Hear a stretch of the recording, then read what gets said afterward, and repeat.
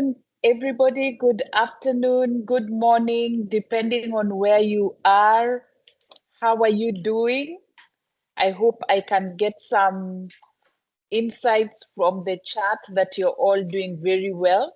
We are 2 minutes into the hour and very, very happy to start off this call. This for me, it's afternoon. And today we are going to speak on a topic that many people have reached out to us on over the past couple of weeks.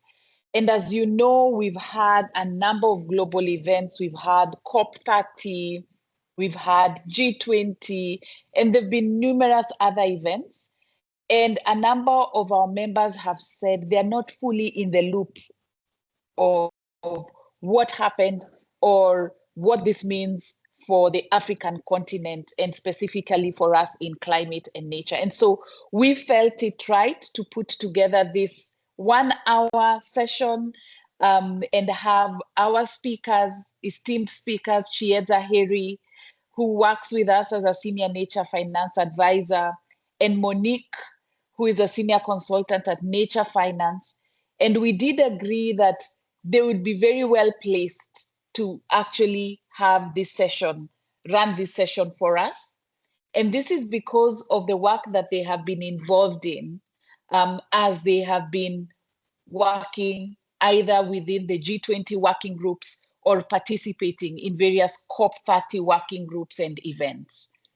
And so I just want to start off with a very quick introduction, again, welcoming everyone who has joined this afternoon. And I believe I'm speaking to the choir because all of us, if we are here, then we really, really understand why natural capital is important. But let me start off by introducing myself. My name is Dorothy Maseke. I lead the Secretariat of the African Natural Capital Alliance, which I'm going to speak about in a few minutes. But I also lead the Nature Finance Program at FSD Africa. FSD Africa is a specialist development agency, and we work to make financial systems and financial markets work. And within FSD Africa, we have set up ANCA, which is the advocacy platform that seeks to mobilize private capital for nature. And so on your screen today, you can see why we believe that nature or natural capital is a cornerstone of our prosperity. 60% of economic value generation in Africa is highly or moderately dependent on nature. 70% of our people depend on forests and woodlands.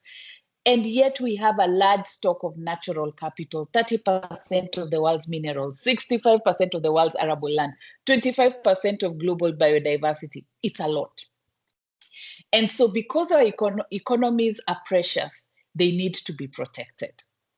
And so ANCA was founded in 2022, and we have made some strides in placing nature at the heart of decision making. Currently, we are at 140 member institutions covering 45 countries with total net assets of around £1 trillion. And this is excluding our international partners.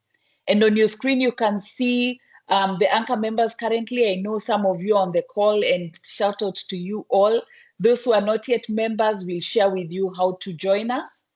But I also want to give a shout out to our new ANCA members. And so these are the ones who have recently joined. And you can see we have a good mix of financial institutions, a good mix of project developers. And now we have international investors, including Aviva, for example, being part of us going forward. What I really love about ANCA is that we also bring in science and academia. And so Southern African Parks, SANBI, these are scientific and research institutions who are working or who have joined ANCA, and we are engaging very closely. But what we do, we work across the full spectrum of nature finance. We work across conservation areas, cities, and productive landscapes. And what we are aiming to do is essentially to scale positive nature finance flows. We do know there's a significant gap And I believe that's why all of us on the call are working on what we're doing, or working on our projects, working on our institutions, trying to drive this particular agenda of bringing nature, putting nature on the balance sheet, but also scaling nature positive finance flows. If I move to the next slide, we take a systemic approach, a systems level approach, and we work on policy, we work on capacity building, we work on data and metrics, and we work on investment catalyzation. And it is because we realize that nature and biodiversity is complex, and it needs a systems level approach. And so everything that we are doing aims to transform nature from this really overlooked externality into something that is valued, something that is investable, and into a protected asset. The next slide shows you the various pillars and the various initiatives that have either been launched or are underway under policy, under capacity building. I won't go into much detail, but I want to mention two key aspects on what we call investment catalyzation. And we now have a nature positive accelerator that has a carbon accelerator program for the environment, CAPE, which you may be aware about. And this is for supporting carbon projects to investor readiness. And then we are setting up a Nature Fast Innovation Lab. And the Nature Fast Innovation Lab essentially is going to be supporting projects that are not reliant on carbon revenues as an income or revenue stream, but projects that essentially are working on payment for ecosystem services, pure conservation projects, de-risking of supply of value chains, etc. We are also building two hubs on that slide. Sinalo, please stay on that slide. We are building two hubs, our bioeconomy finance hub, which I'm so glad Monique is also going to cover during our presentation. And then we are not forgetting blue, we are not forgetting our oceans. And so we are also building a blue finance hub, and we will be setting up ANCA in Mauritius over the next couple of months.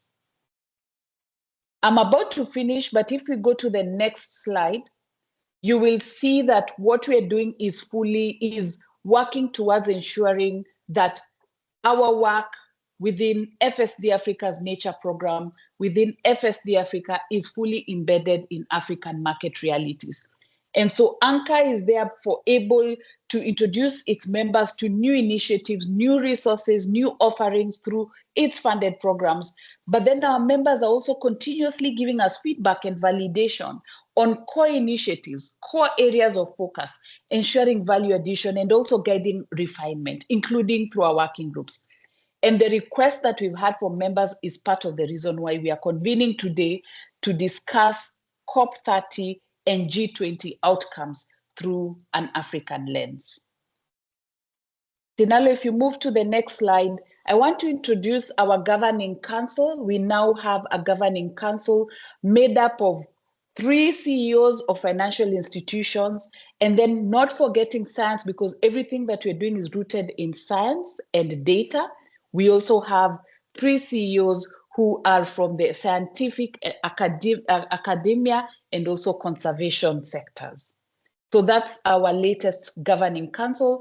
What this slide highlights are some of the ecosystem development initiatives that we run. We run thought leadership, we have white papers, blog posts, we run CEO roundtables. We have ANCA working groups, which I'll talk about in a minute. We have our annual summit. We have a Nature Executive Fellowship, which actually closes today.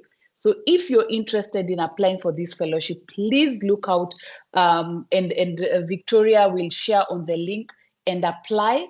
And I wish you all the best, because we will be selecting this over the new cohort over the next few weeks. We also have a podcast, and through our member engagement processes, we have webinars, we have newsletters, etc. But I want to close off with our working groups and openly placing a call to ANCA members who are here with us today.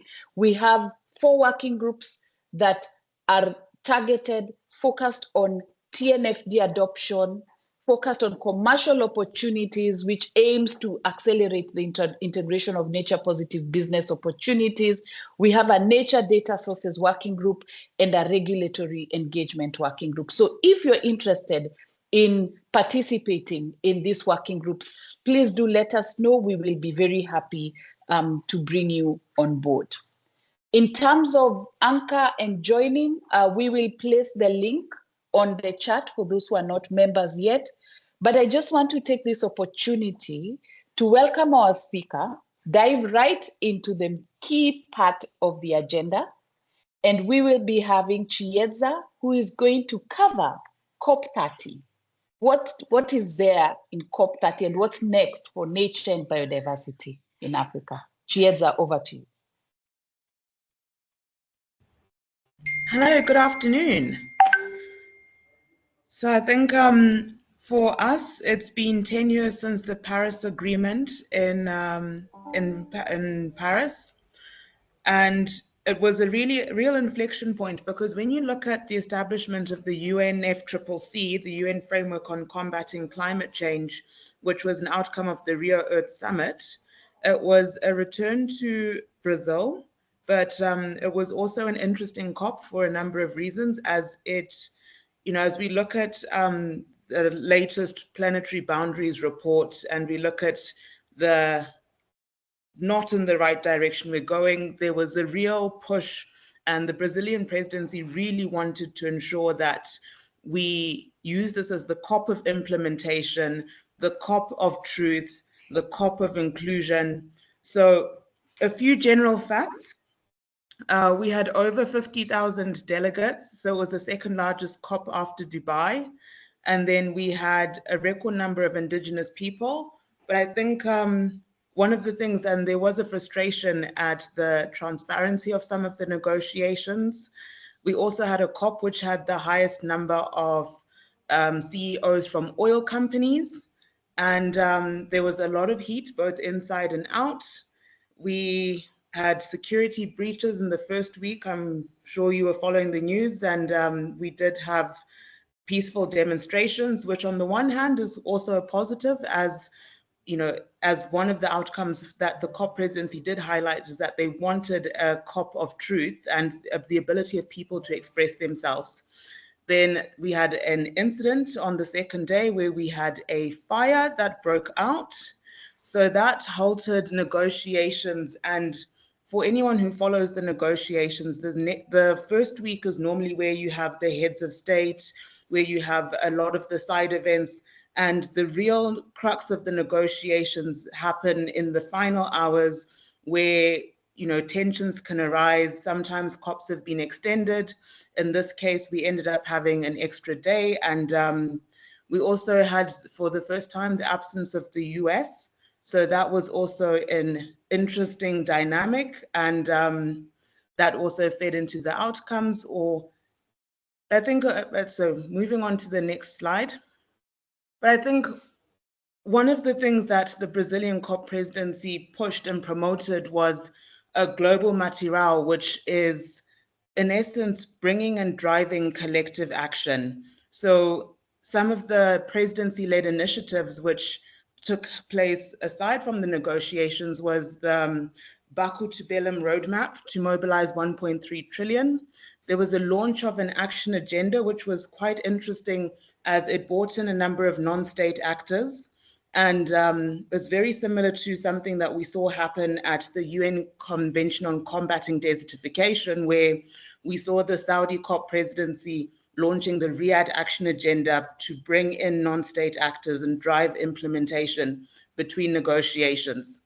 So there was 4 leadership circles that were established by the COP presidency.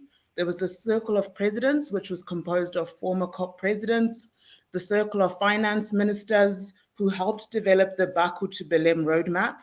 There was this a new initiative that was brought in by the Minister of Environment and COP presidency, Delula, which focused on the global ethical stocktake, which saw regional consultations taking place in every continent, where a more diverse group of individuals were gathered to bring in their inputs. We had our Africa Regional Dialogue taking place alongside Africa Climate Week, which saw 27 leaders from the artists, the scientists, advocates, business people coming together to answer the question, after 30 years, what needs to be done to drive further implementation? Then there was the circle of people, which included and composed primarily indigenous and local communities. So just moving on to the next slide. So from the negotiated outcomes, there was a number of declarations, there was a number of, but what is interesting is we are seeing, and an exciting development was the Rio Conventions coming together. So we had all of the COP presidents and incoming presidencies for the Convention on Biological Diversity and the Convention on Combating Desertification present. And there is momentum in pushing harmonization and synergies between the conventions. And beyond most of the headlines or LinkedIn posts that you would have seen, a lot of people did feel very frustrated with some of the final text, especially on the political will. Some very contentious issues included moving away from fossil fuels, language and text around deforestation was watered down, and with some of the, but there were some successes and progress, especially around the Gender Action Plan, the Belém Declaration on Hunger, Poverty, and People-Centered Climate Action was probably one of the declarations that saw the most support from countries.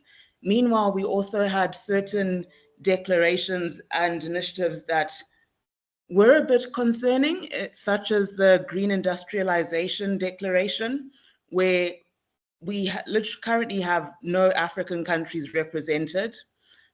So with some of these, you start to question that, are we still fully engaging at some of these global platforms, and what needs to be done to close some of these gaps? We did have logistical issues that affected the participation of a number of delegations, national delegations. A lot of national delegations, especially from Africa, saw funding not pulling through, participation was very expensive, accommodation was an issue. And I think perhaps moving forward, we need to be thinking, how can we increase participation from national delegations, but as well as from non-state actors from the country, from the continent. Then on the non-negotiated outcomes, I think this is where the silver lining comes in, where a lot of interesting initiatives were launched. This is not an exhaustive list, as it's trying to summarize 2 weeks of events and gatherings and side events into 10 minutes. So on some of the non-negotiated outcomes that are a positive, we saw the Open Coalition for Compliance Carbon Markets.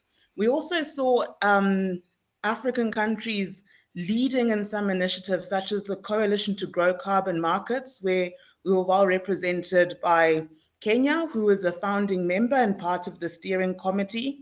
So I think the more we see African countries also engaging and pushing for bilateral agreements, it gives me hope that we are progressing and we're not going to suffer the same as when we had the Clean Development Mechanism days, where we didn't really benefit. So moving on to some of the other non-negotiated outcomes, I'm just going to touch on quite a few.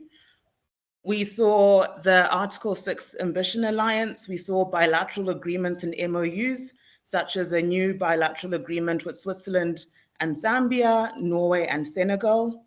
We also saw the launch of the Tropical Forests Forever Fund, where one of the reasons that it was not the easiest place to get to, but I think there was a real push to also make this a forest, a COP of the forest. So we've got close to 6 billion in pledges at the moment, and support from countries such as Burkina Faso, Ghana, Guinea-Bissau, Liberia, Mozambique, Congo, Rwanda. And it's exciting again to see that we have the DRC and Ghana as part of the steering committee. So we know that there will be a great level of representation that should hopefully increase some of the flows to finance for forestry on the continent. There was also an interesting Belém call for forests in the Congo, where we saw a joint initiative with France and Gabon, supported by the World Bank, the EU, and the Africa Development Bank to protect the Congo Basin and mobilize 2.5 billion in the next 4 years. So moving on. Then there was another interesting, which I think is initiative in trying to enhance coordination and avoid duplication of effort, was the action agendas, where as part of the COP presidency's push to make this the implementation COP, we saw a number of action agendas that were covering topical issues and bringing in sector-specific experts. So there was a lot of both government initiatives and private sector initiatives, as well as civil society initiatives and indigenous-led and civil CSO-led initiatives. There are 6 broad themes and 30 key objectives, and we'll brush through them in the next 2 slides. It's interesting that there's about out of about 700 climate initiatives, only about 400 made it into the action agenda, 482. And I think this is a real opportunity for members of ANCA who perhaps haven't engaged to explore how to engage with the action agendas, how to get involved, and perhaps find strategic partnerships within the action agendas. So moving on to the 6 broad themes. They included energy transition, stewarding forests, oceans, and biodiversity, transforming food systems, an area I'm very passionate about, building cities and resilient infrastructure, and fostering human and social development. And then there was one cross-cutting axis which looked at enablers, accelerators, and focused on finance, technology, and capacity building. So I think a lot of people spent a lot of time in expanding on and looking at the key objectives. So when you look at the 6 axes, they did get brought down, and within, from the 700 initiatives and the 480 that are organizations currently working, we can see that they identified 30 key objectives where they thought these are priority areas across the 6 axes.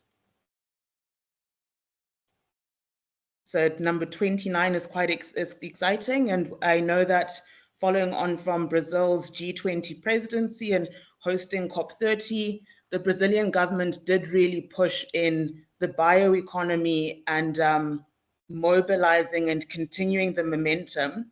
So following on from, and I'll leave that to Monique to expand on, it will be quite interesting to see the potential of the bioeconomy within the global south, and being, especially as right now we have a lot of discussion around the bioeconomy being driven by countries in the global south, and with a country such as Brazil, which is also agro-based, there's a lot to learn in terms of facilitating south-south learning partnerships. So drawing to a conclusion, I think increasingly people are very frustrated about talk with limited action. There is, there was a massive debate that are COPs fit for purpose? Should they continue the way they are?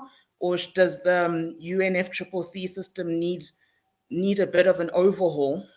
Then increasing the presence, we did see an increased presence of African leadership within driving initiatives, agendas, within decision-making, on steering committees. We did see certain countries, when you look at the breakdown, and I'm happy to share a link, that within certain countries, we did see a significant level of lack of gender parity, especially from African delegations where, for some countries, they're still sending 80 to 90, 80% gender parity. So I think that's an area that we can be working on, but also Since COP28, an exciting development has been the publication of COP attendees to increase that transparency. And we do see that when we look at COP participation, we do have a lower level of private sector, civil society, and non-state actors, especially from the African continent. Then when we look at nature and climate, with the way we're starting to see climate and nature intersecting and increasingly becoming inseparable. So nature featured heavily at COP30, and I hope that moving forward, we continue this traction, as it also makes it easier for businesses to be engaging with a more consolidated messaging from the scientific community, from these multilateral environmental agreements. And despite the watered down text, the fireworks and the closing plenary, a commitment by a significant number of countries, companies, communities was made to drive collective action. So, you know, some would say there's multilateralism failing. I would say that this is just the beginning, and we are seeing the dawn of a new era. Thank you. Thank you so much, Chiedza. Thank you for the highlights on COP30. Very well articulated. Quite some aspects to think about, and also challenging us, especially projects, for example, in the room, on how to engage on the action agenda. I don't want to take away from what you have said. I would just want to bring in Monique, because these two aspects, interrelate very well. But happy to take on questions on the chat. Please feel free to put your questions on the chat, but we will also have time after Monique's presentation to cover any comments, any questions, or any feedback that you may be having. So Monique, over to you. Thanks so much, Dorothy, and thank you to Chiedza for that incredible overview. It's tough to know what really happened and what was successful beyond the headline. So super insightful, and also great to be with this group. I think the ANCA group is a very powerful group. And this year in the G20, some of the strongest leadership we saw was from the B20, the Business 20. So I think don't underestimate your power as a collective. So I will try and keep this brief. The G20, like COP, is quite a big thing. And for those of us who were part of it, even a small part, I know we're all catching our breath. So just a quick overview, what is the G20?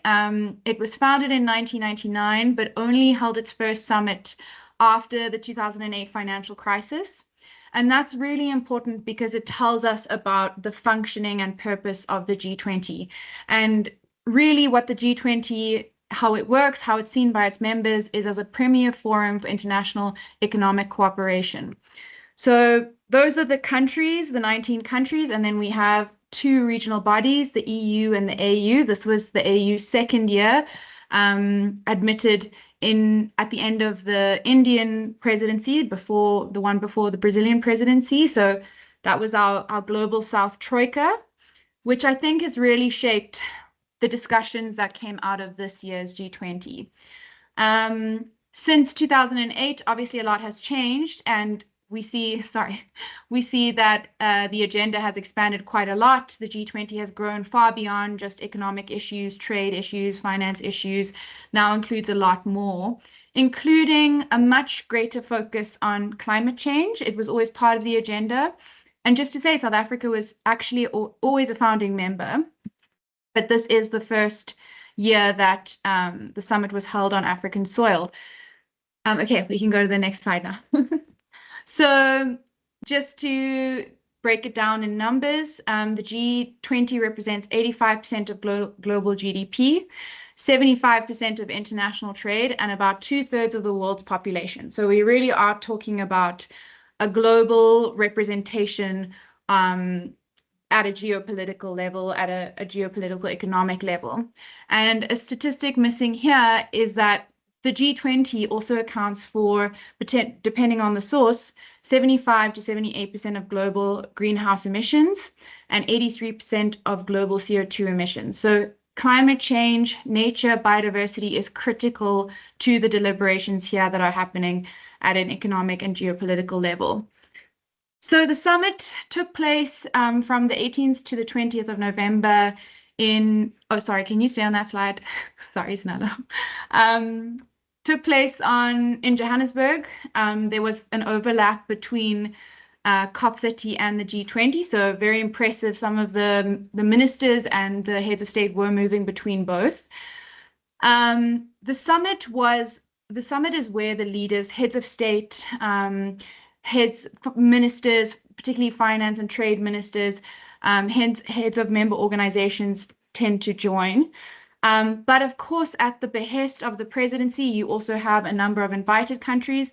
This year, it was double the number of member countries. So there were 42 countries represented and 20 of the 21 members. We obviously know who was very infamously missing. However, the summit is only the big thing that happens at the end. It tends to reflect final agreements, frameworks, discussions of the year. But as you can see, this year there were over 130 official meetings. Most working groups and task forces held 3 meetings throughout the year across the country. There were also unofficial meetings. There were webinars, very late night negotiations and discussions. So this is really just a snapshot of what happened throughout the year. Okay, I think we can. So just to give you a sense of what the G20 looks like in terms of structure. Each year, the presidency decides what the structure will be. So in the Sherpa and finance track, you will get different working groups and different task forces. These were the ones that we had this year, but there were also unofficial groups meeting, very famously the Africa Expert Panel, which focused on the cost of capital, a very big issue for the continent. South Africa's presidency really put that on the map and had real gains. And then there was also quite a lot of work on critical minerals that happened outside of these official groups, but also was quite cross-cutting. And then something that I will talk about more later is the G20 initiative on the bioeconomy. So you have the Sherpa and the finance track. These meetings happen throughout the year, really substantive, big issues. These groups tend to come out with their own ministerial declarations, which are then translated into the final summit meetings. But you also have other engagement groups. They are parallel. Sometimes they work very closely with the presidency, sometimes not. This year, we had a very successful B20. So that's the Business 20. There's also the L20, which is trade unions and workers. The T20, which is think tanks and research institutions. The U20 focused on cities and mayors. The Y20 focused on youth. The W20 focused on women, and then missing here is the C20 because there was some difficulties and contestations here. They still had so C20 is the civil society 20. They still held their final summit at the end of the year, but there was an alternative called the People Summit. So these are just civil society organizing, often around the same issues. They also submit their final inputs to the presidency. So as you can see, a lot of different places where people were engaging. Each working group or task force will have a secretariat. Generally, there's a government department who is responsible for running that. And each working group can decide who is part of the working group or the task force for that year or the engagement group. So there's a number of invited countries throughout the year, as well as knowledge partners. Okay, so we can go to the next slide. And as I said, the summit took place a few weeks ago now. Big on Africa and the Global South was a big focus for the South African presidency. The Africa Expert Panel actually made this quote from the president here on the left quite well, which is that it is a continent with a rising population, unlike the rest of the world, and great opportunity in its resources, in the role that it can play in global markets and a global transition. And I think that's reflected in the 2 quotes, but also in the leadership declaration. So this was a bit of a surprising thing that happened this year. It had never happened before. And the South African president joked that in Africa, we always do things slightly differently. So obviously a big challenge this year was that the US presidency, well, the incoming US presidency, they are now the G20 presidency. Yeah, that is what the website looks like. So it's a landing website. And yes, they didn't attend the summit. They weren't present in a lot of the working groups, weren't supportive of a lot of the key themes. We can go to the next slide. We don't have to spend too much time on this. So weren't very supportive of some of the key themes. And so there were a lot of questions about, as a multilateral process and institution, how do we gain consensus? How do we move the group forward? How do we progress on key issues? And there wasn't progress on key issues for exactly this reason. But it brought into bigger questions, bigger existential questions. Tjeerd has also kind of raised them around COP, which is the multilateral system fit for purpose? How do we move forward on key issues where there are historic international commitments in a way that where you work with the coalition of the willing? And that's exactly what the South African presidency did. On the very first day and at the start of the summit, and this is what had never been done before, the president announced a leaders' declaration. So the summit had not even happened, and they had already managed to negotiate a text. People didn't even think there would be a leadership declaration. There weren't declarations in many of the working groups because of a lack of consensus. So this was a big thing. It really upset the US, who didn't attend in a significant or senior enough way. So yeah, that's the summit. These are the 4 key issues. They are reflected in the leaders' declaration, are also quite cross-cutting against the structure that I described earlier. So strengthening disaster resilience. This includes financing tools. It's about opening up access, particularly for African countries. A lot on debt reform, specifically on the disaster resilience.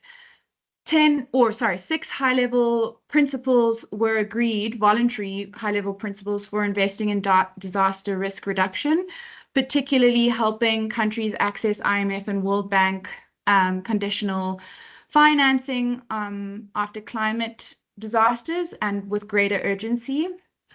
And then mobilizing finance for a just energy transition, and really quite strongly linked to that is harnessing Africa's critical minerals, particularly advocating for value addition, industrialization, and job creation. So really local beneficiation for African countries who are asserting and trying to leverage, saying we are part of the global transition and the critical minerals needed to do it are here. So these were the 4 key issues. The 3 themes were the sustainability, solidarity, equality, and sustainability. So I'm just going to try go through this quickly. I think that there are maybe a key few areas that will be of interest of this group. One is a sustainable finance working group and the accelerating climate action and just transition task forces. They really got into some of these structural, financial, and economic questions, challenges. That gives you sort of a snapshot. All of these graphics, by the way, I have got from somewhere else. I've put the source on each slide so that you can go back and have a look. The T20 communique, so the T20 and the B20 were very successful in having clear bridges across to the formal G20 structure. The T20 had a number of really strong policy briefs, which some of them were input into the working groups, or were an input to DIRCO, the South African International Relations Ministry. And there was quite a healthy relationship between those working groups, the task forces in the G20, and some of these knowledge inputs. And likewise, the B20 very committed to translating some of these recommendations, agreements, and political will into real commitments, into real key transformations at the level that business plays. So this is to give a sense, very similar to the kind of key themes I described, so we can move on. And then the other one of interest, I think, for this group is the Environmental Climate Sustainability Working Group. Actually, this group was only introduced in 2018, and the environmental, so the E, the first part of it, was only introduced in India's presidency in 2023. So it's fairly new in its sort of broader thinking and application within the G20. There were firstly a number of fantastic input papers here, but two big declarations. One on air quality, which had never been achieved before, and those negotiations I think were very difficult. So, you know, congratulations to this group. And then the other one was on crimes that affect the environment. There were a couple of bridges with this declaration into COP30 as well. The South African Environment Minister spoke to a number of things that were discussed and agreed in this declaration, particularly on better leveraging international mechanisms to protect national regulations around environmental crimes, sorry, often linked to financial crimes, because it's a really big loss of income for the state, for economic development, healthcare investments, and also on security. So this is actually a cross-cutting issue that appeared in a number of working groups.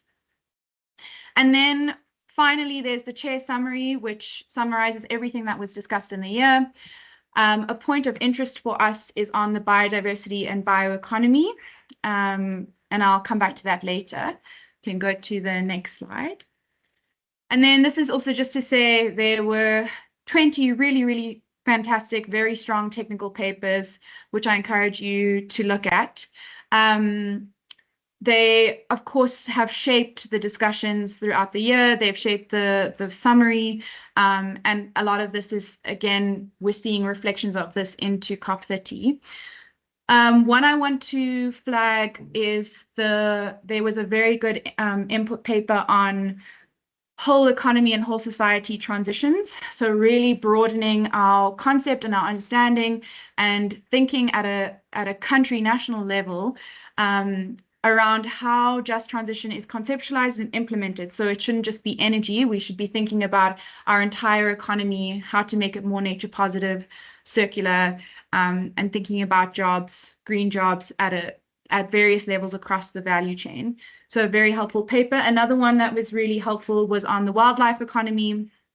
So really thinking about, particularly for the continent, where in a lot of African countries, actually the wildlife and biodiversity economies employ more people than mining, and have a longer, more sustainable intergenerational livelihood legacy.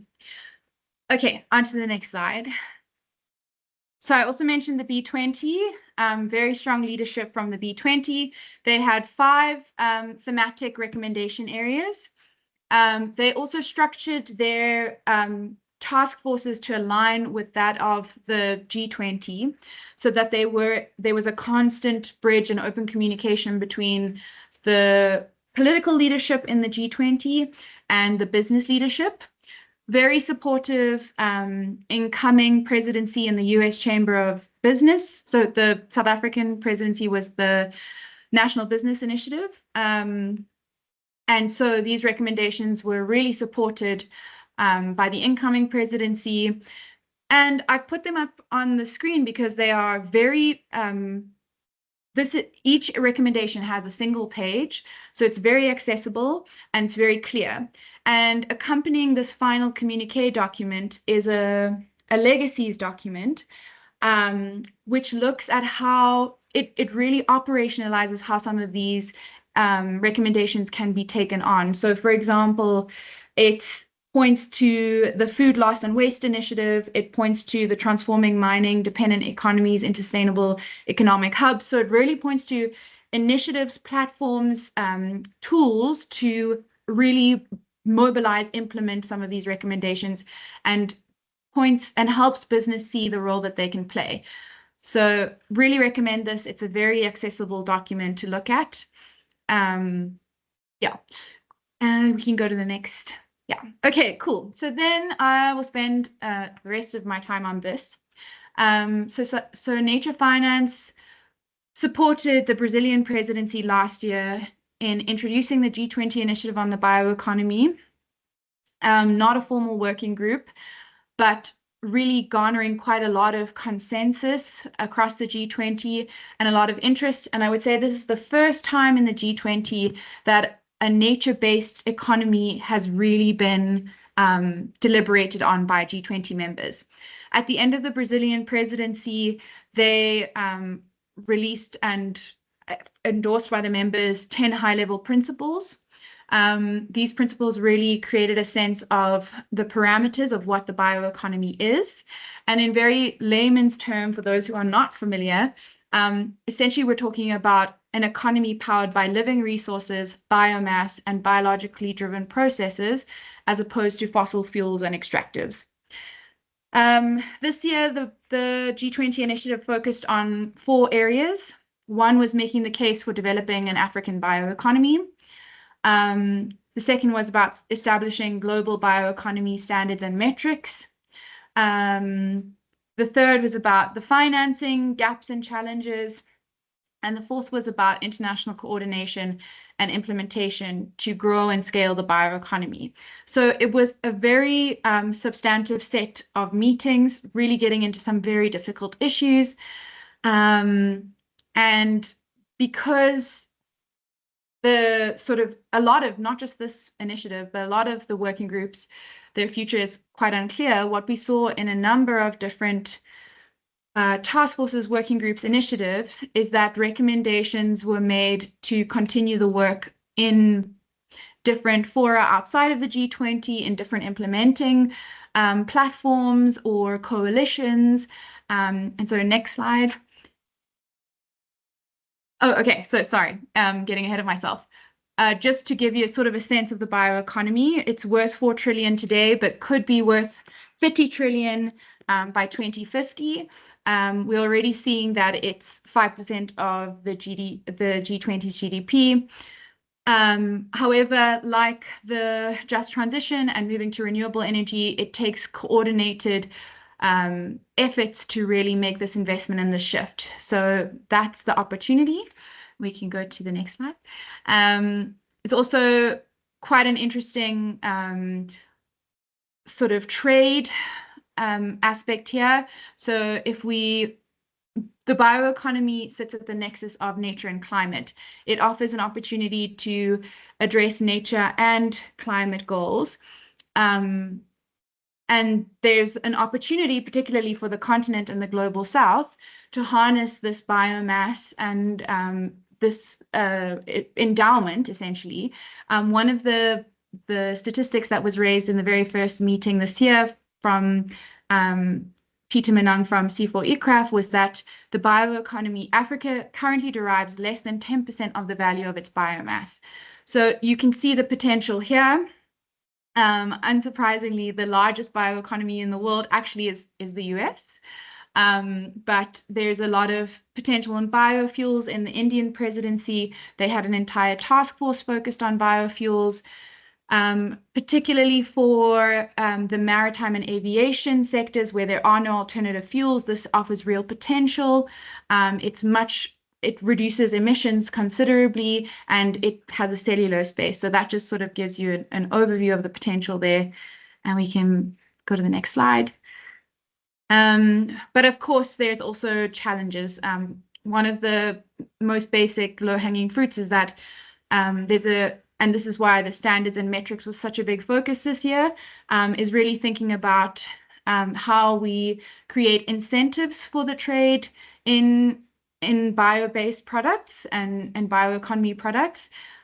A very low-hanging fruit, as an example, that was kind of focused on in the second meeting was that bioplastics, so plastics made from a bio or cellulose base as opposed to fossil fuel or an oil base, are still regulated in the same way. So in a sense, they are suffering from a double penalization. They're not getting any of the subsidy or tariff opportunities, but they're getting all of the regulatory penalties. So there's all these kinds of thinking about how we look at the current system and structures, and this is why it's important to have these discussions in a multilateral fora. So we can go to the next slide. I won't spend too much on this. And that's where we come to the bioeconomy finance hub for Africa. So actually, Dorothy was the one who, listening to all these very good presentations in the first meeting, in our point of intervention, she raised, well, actually, you know what we need? We need a hub that catalyzes all of these actors doing good things on the continent, catalyzes all their good work and connects them, helps with the policy gaps, helps with the capacity building across the different supply chain, thinks about pipelines. So how do we really help these incredible bioeconomy innovations already happening on the continent move from small cottage businesses to industries? We want to see industry-wide transformation where these bioeconomy sectors can actually rival their fossil fuel incumbents. And of course, as I've spent a lot of time on, data metrics and standards is a big part of that. So that's what the hub is trying to do. I'm sure you've heard a lot about it by now, so I'll move on quickly. And then just to make the bridge back to Chietza's presentation, one of the other things we saw come out of the G20 initiative on the bioeconomy this year, and the question around the leadership, but the desire to want to continue the momentum, to scale the bioeconomy, to really invest in a different kind of economy, and have the Global South really be leading that charge. The Brazilian presidency of COP30 announced the Bioeconomy Challenge. It's a 3-year-long initiative with 4 working groups, very similar to what we saw in the G20 initiative this year. So metrics group, a finance mechanism group, a market development group, and a socio-bioeconomy group. And they will have 3 years to crowd in all these stakeholders, and each working group will come out with a roadmap.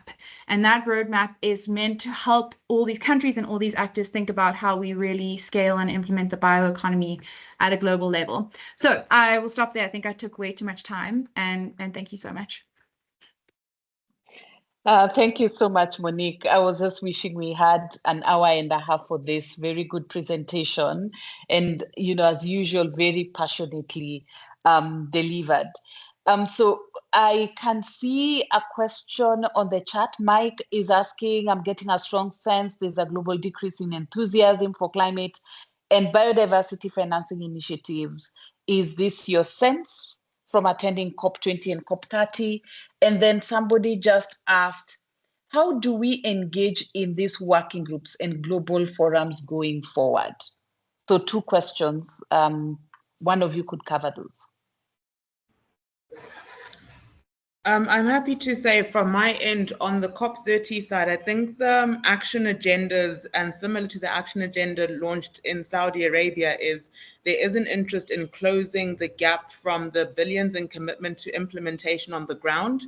We did see a lot of financial commitments being made, you know, for food systems, for forestry, 6 billion for the tropical forever forest facility. 2.5 billion for forests with a specific focus in the Congo Basin, where currently the Congo Basin is one of, I would say, arguably one of the most important basins, but only receives 16% of financing. There is an awareness across both G20 and COP30 that not enough funding is going to Africa. To give you a breakdown, 3.3% of global finance flows are coming onto the continent, and even then, the distribution is not very asymmetric, as 80% is going to 4 countries. So there were also launches from, you know, country-led initiatives like a new Rio Changemakers Hub, where Luxembourg is exploring using AI to accelerate matchmaking. The Bioeconomy Hub challenge that has been launched is another initiative. So now I think it's how do we increase the visibility of some of these initiatives to the boots on the ground? So Chietza, to you, it's positive. Is that what you're saying? Yes, I'd say that I don't think commitment is slowing down, especially as we look at how far we're moving from the 1.5 target. So there is a desperation to actually increase implementation, and implementation needs money.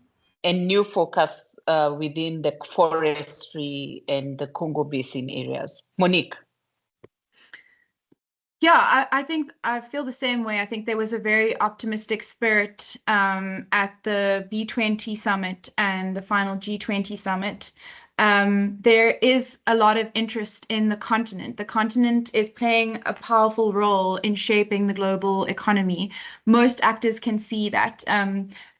There's actually a quote from the Africa expert panel that says the new global compact positions Africa as a pillar of a more balanced, prosperous, and resilient international order. But it's also about a global market opportunity. It talks to demographics, it talks to the natural resource endowment. So I think the shift is in the narrative. It's about investing in a different kind of economy, in different kind of markets. And the challenge for us is to show how we can innovate in a nature positive way. And that is also the continent's competitive advantage, because we have incredible innovations here.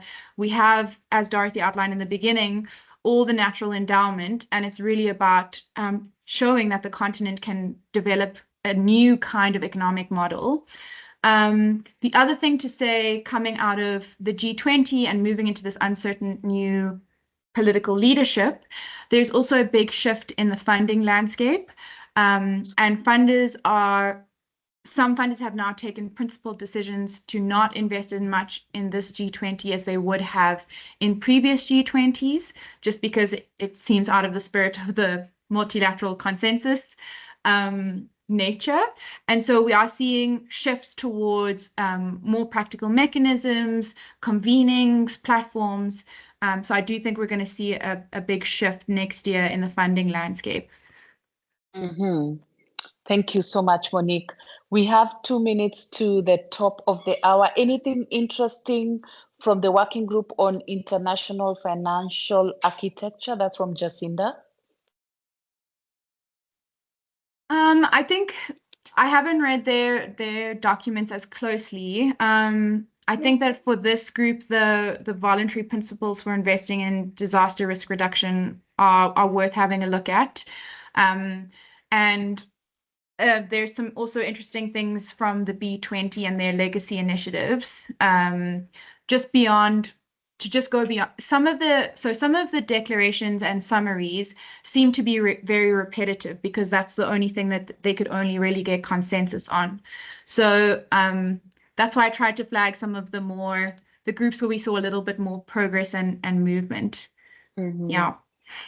And both of you, how do we engage going forward?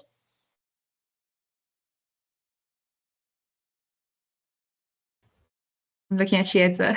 So I think for my end, looking at the participation list breakdown, I think there is a need, especially on the COP, on the climate COPs, to actually bring in more non-state actors. There is an increasing realization that companies and communities are going to drive action, and if they're not findable, they're not fundable. So I'd say that would be priority number one, to actually increase participation. And as I said, a lot of African delegations took majority public sector participants. But as we know, most climate and nature finance now is private capital, and private capital feels confident and comfortable going to private sector. Great. Chiedza, you normally say some very, catchy phrases. If they're not findable, they're not foundable. No, fundable. If they're not findable, they're not fundable. I want to give a shout out to both of you, Monique and Chiedza, for taking your time. I also want to give a shout out to the ANCA colleagues working in the background, Victoria Paxley, Sinalo Mashona, Teresa, Hosborn, for putting this together. Really, really appreciative of the team working in the background. And also really, really appreciative to each and every one of you who has joined us during such a busy, busy season. So hope to hear from you. We will be sharing these slides And if you're interested in engaging the team further, Chieza, Monique, and any of us, please, please do reach out. We are here to support you. We may not see you this side of the year, but in case we do, then still looking forward to speaking to you. All the best, and the session is over. Thanks so much, everyone. Thank you to the ANCA team. Bye. Bye. Thank you, everyone.